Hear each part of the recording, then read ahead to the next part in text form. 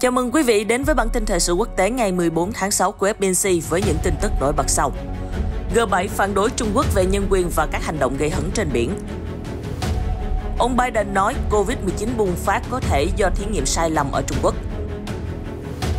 Ông Putin khẳng định Nga sẵn sàng giao tội phạm tấn công mạng cho Mỹ với một điều kiện. Nhật Bản phát triển máy bay không người lái tăng khả năng chống tên lửa.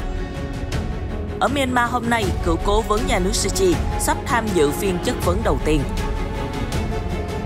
Số ca nhiễm Covid-19 tăng kỷ lục, người Nga vẫn lười tiêm vaccine. Tất cả sẽ được cập nhật nhanh trong bản tin ngay sau đây.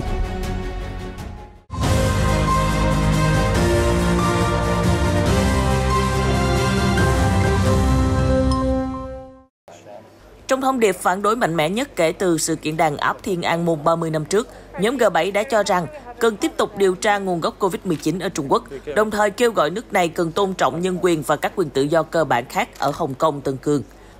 Mặt khác, khi bế mạc hội nghị thượng đỉnh ở Cornwall, nước Anh, nhóm G7 đã ra thông cáo chung nhiều lần nhắc đến Trung Quốc trực tiếp hoặc gián tiếp, nhấn mạnh các nước dân chủ cần phải đoàn kết, củng cố chuỗi cung ứng và phát triển các công nghệ tiên tiến để ứng phó với sự trỗi dậy mạnh mẽ của Bắc Kinh.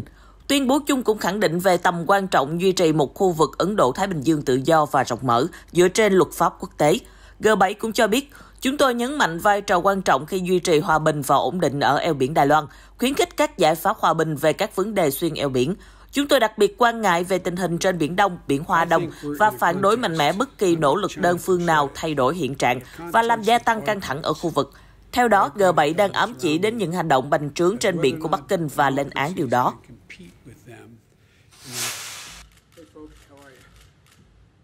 Dù có những quan điểm khác biệt sâu sắc, nhưng giữa Tổng thống Joe Biden và người tiền nhiệm Donald Trump đều rất thống nhất một vấn đề. Virus có khả năng rò rỉ từ phòng thí nghiệm Vũ Hán, Trung Quốc. Mới đây, Tổng thống Biden cho biết, ông và các nhà lãnh đạo G7 đã thảo luận về việc tái điều tra các phòng thí nghiệm ở Vũ Hán. Tổng thống Hoa Kỳ kêu gọi Trung Quốc hành xử có trách nhiệm hơn về nhân quyền và sự minh bạch. Ông Biden cùng các nhà lãnh đạo G7 bày tỏ lo ngại. Chúng ta chưa thể tiếp cận phòng thí nghiệm để xác định Covid-19 xuất phát từ loài dơi ở các chợ Trung Quốc, lây lan do tiếp xúc của con người với động vật, hay virus chính là kết quả của một cuộc thí nghiệm sai lầm. Ông Biden nhấn mạnh, thế giới cần biết về nguồn gốc Covid-19 để ngăn chặn các đại dịch tiếp theo bùng phát. Gần đây, cựu Tổng thống Donald Trump cũng kêu gọi Trung Quốc bồi thường cho thế giới 10.000 tỷ đô la vì đã làm lây lan Covid-19 gây ra khủng hoảng toàn cầu.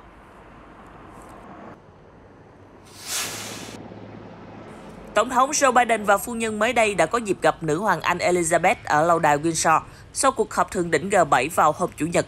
Tổng thống Mỹ cho biết nữ hoàng gợi ông nhớ đến mẹ của mình và cả hai đã thảo luận về nhiều vấn đề cùng uống trà, bao gồm quan điểm của ông Biden và Chủ tịch Trung Quốc Tập Cận Bình và Tổng thống Nga Vladimir Putin. Ông Biden cho biết, tôi không nghĩ nữ hoàng sẽ phiền lòng khi tôi nói rằng bà gợi tôi nhớ đến mẹ, do vẻ ngoài và sự rộng lượng của bà. Nữ hoàng rất hòa nhã và chúng tôi đã có một cuộc trò chuyện tuyệt vời. Bà ấy muốn biết về hai nhà lãnh đạo Tập Cận Bình và Putin, người mà tôi sắp đối thoại trong tuần này. Trong 69 năm đứng đầu Hoàng gia Anh, nữ hoàng Elizabeth đã tiếp đón tất cả là 13 trong số 14 tổng thống Mỹ, chỉ ngoại trừ Tổng thống Lyndon Johnson. Kết thúc G7, Mỹ và các nước đồng minh phương Tây lại hướng đến cuộc họp NATO diễn ra vào hôm nay ngày 14 tháng 6. Trong đó, các nhà lãnh đạo khối liên minh quân sự này dự kiến sẽ đưa ra những sáng kiến tham vọng để đảm bảo an ninh của khối đến năm 2030 và xa hơn. Theo Reuters, 30 nước thành viên NATO sẽ thống nhất xem xét lại định hình chiến lược, tìm cách đối đầu với các chính sách và hành động hung hăng của Nga, cũng như các thách thức đặt ra bởi Trung Quốc đối với an ninh mạng, sự thịnh vượng và các giá trị chung phương Tây. Tổng thống Joe Biden đã đến thủ đô Brussels của Bỉ vào hôm Chủ nhật để chuẩn bị tham dự hội nghị NATO. Đến thứ Tư tuần này lại diễn ra sự kiện quốc tế quan trọng nữa là cuộc gặp giữa ông Biden với ông Putin, đánh dấu lần đầu tiên tân Tổng thống Mỹ gặp người đồng cấp Nga kể từ khi nhậm chức. Mới đây, ông Putin cho biết Nga sẵn sàng giao ra các tội phạm tấn công mạng cho phía Mỹ nếu Washington cam kết làm điều tương tự cho Moscow và hai bên sẽ tiến hành ký thỏa thuận về điều này. Ông Putin đưa ra bình luận trên trong cuộc phỏng vấn hôm Chủ nhật với đài truyền hình nhà nước Nga. Cả ông Putin và ông Biden đều đồng ý rằng mối quan hệ hai nước đã xuống mức thấp nhất trong nhiều năm liên quan đến hàng loạt vấn đề, bao gồm tấn công mạng. Mỹ cáo buộc Nga đứng sau vụ tấn công mã độc liên tiếp nhằm vào các cơ quan chính phủ, tổ chức và doanh nghiệp Hoa Kỳ, gần đây là công ty JBS USA. Ông Putin bày tỏ hy vọng cuộc gặp sắp tới sẽ giúp hàn gắn phần nào quan hệ của Mỹ-Nga, thiết lập các kênh liên lạc và cùng nhau hợp tác trong các vấn đề ổn định chiến lược, Libya, Syria và về môi trường. Ông Putin cũng khen ngợi Tổng thống Biden cho thấy sự chuyên nghiệp khi Mỹ-Nga đồng ý gia hạn hiệp ước kiểm soát vũ khí hạt nhân New START.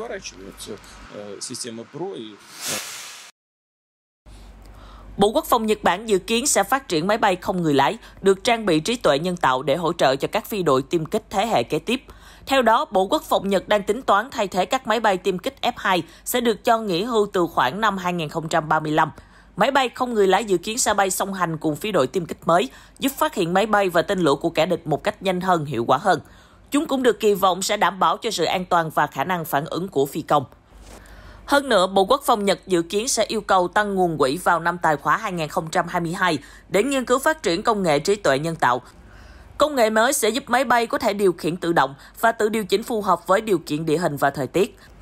Nhật Bản dự kiến biên chế của các máy bay không người lái vào khoảng năm 2035, cùng mối thời gian triển khai phi đội tiêm kích thế hệ mới.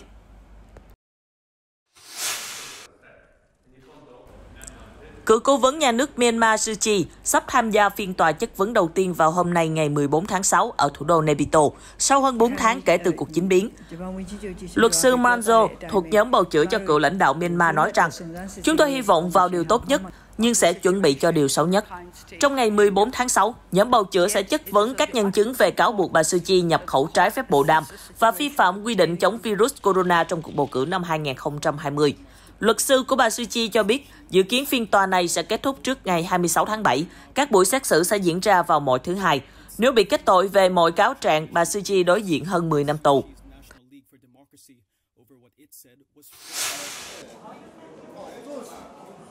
Bộ Y tế Nhật Bản cho biết 7 người đã bị viêm cơ tim sau khi được tiêm chủng ngừa COVID-19, sử dụng vaccine của hãng Pfizer. Giới chức cho biết thêm, có khoảng gần 9,8 triệu người Nhật được tiêm vaccine Pfizer cho đến ngày 30 tháng 5. 7 người trong độ tuổi 20 đến 69 đã gặp tình trạng viêm cơ hoặc viêm màng tim ngoài. Trong đó có 6 người đàn ông đã biểu hiện các triệu chứng sau khi được tiêm mũi vaccine thứ hai. Trước đó, Mỹ cũng báo cáo một số trường hợp viêm cơ tim sử dụng vaccine của hãng Pfizer hoặc Moderna. Chủ yếu những ca này xảy ra ở nam thanh niên sau khi được tiêm đủ 2 liều. Bộ Y tế Nhật Bản cho biết hiện chưa có lo ngại về độ an toàn của vaccine đối với chương trình tiêm chủng.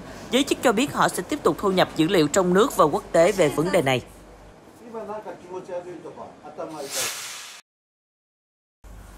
Nước Nga hôm Chủ nhật ngày 13 tháng 6 ghi nhận tới gần 15.000 ca nhiễm COVID-19 mới. Riêng ở thủ đô Moscow là 7.700 ca, cao nhất trong vòng 4 tháng này. Thị trưởng Moscow kêu gọi người dân làm việc ở nhà, hạn chế ra ngoài khi số ca nhiễm tăng lên cao kỷ lục.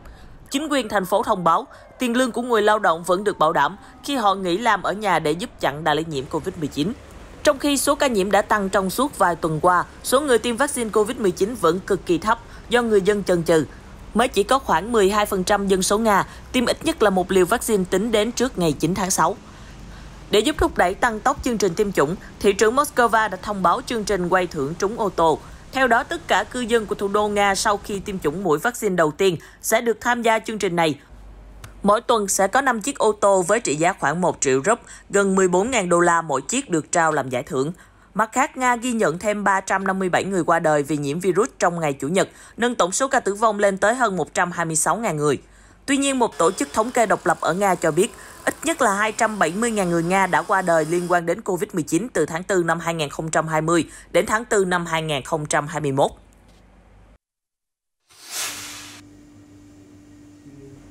Cơ quan quản lý sản phẩm y tế Nam Phi ngày 13 tháng 6 tuyên bố không triển khai tiêm chủng đối với 2 triệu liều vaccine Johnson & Johnson sau biến cố nhiễm bẩn tại một nhà máy ở Mỹ. Tuyên bố trên của ngành y tế Nam Phi được đưa ra sau khi Cơ quan Quản lý Thực phẩm và Dược phẩm FDA Mỹ ngày 12 tháng 6 thông báo với Johnson & Johnson rằng hàng triệu liều vaccine được sản xuất tại cơ sở của tập đoàn này ở thành phố Baltimore không thể sử dụng được. Nam Phi đang vật lộn với chương trình tiêm vaccine COVID-19 giữa lúc làn sóng thứ 3 tấn công.